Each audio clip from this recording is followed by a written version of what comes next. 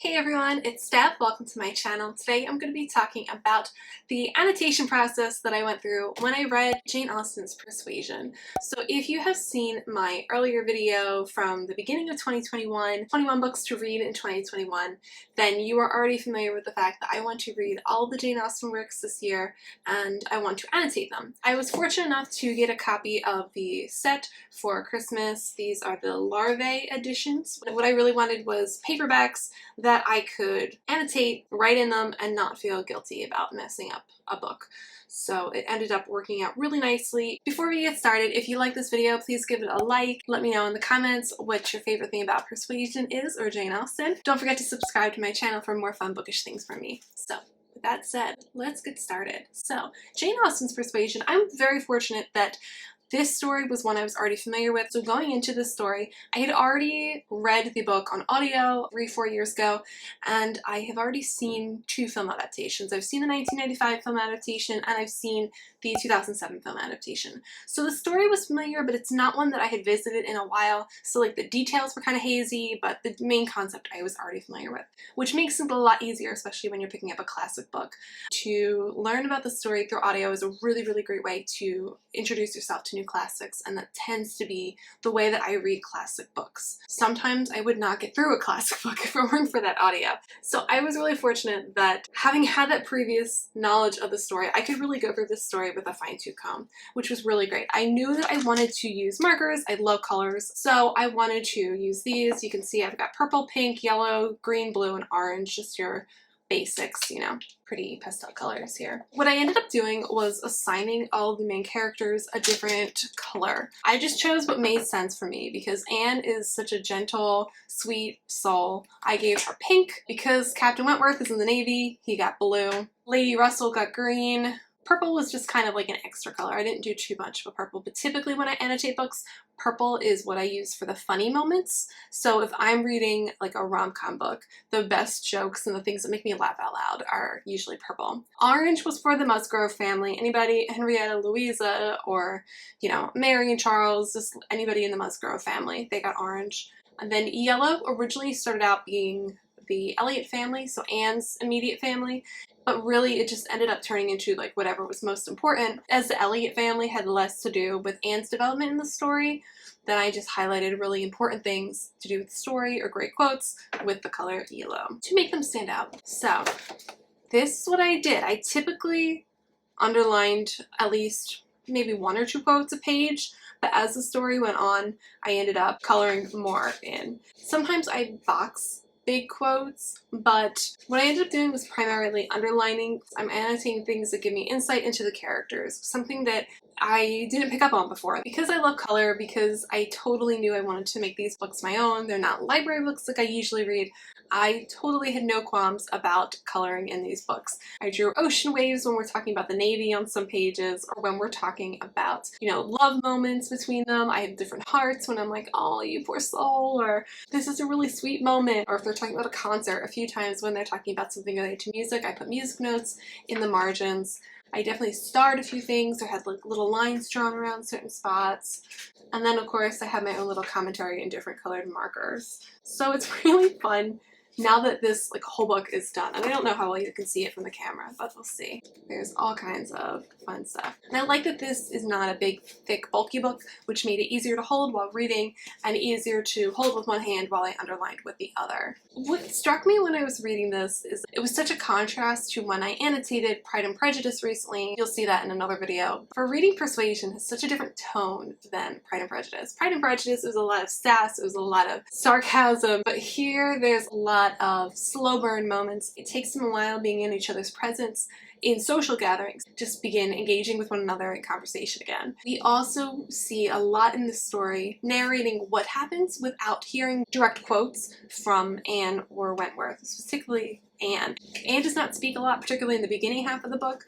We hear more about what she's doing, about how she's feeling. Not a lot of dialogue from her, basically.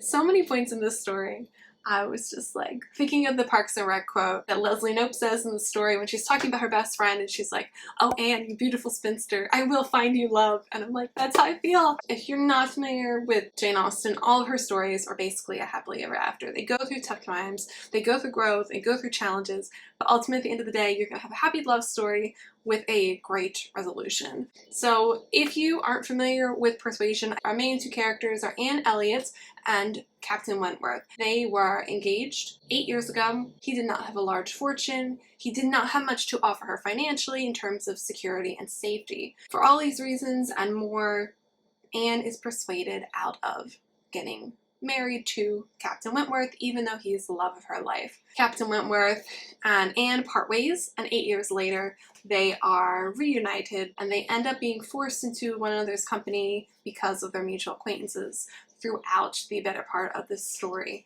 And they slowly start to get more acclimated to each other's presence, and then we get to see how they each grow 8 years later into who they're meant to be. It's fun to see the kind of things that stuck out to me.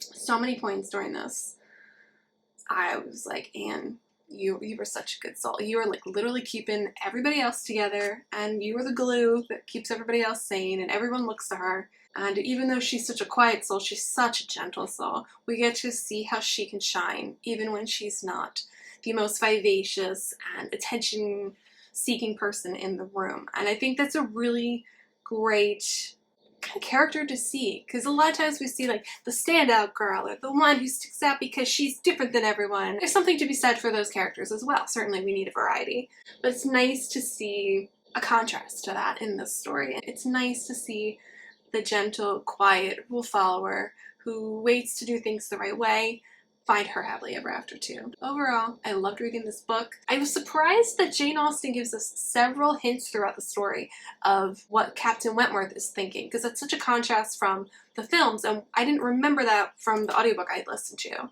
In the films, we see the story pretty much entirely from Anne's point of view, and we really don't know what's going on in Wentworth's head at all.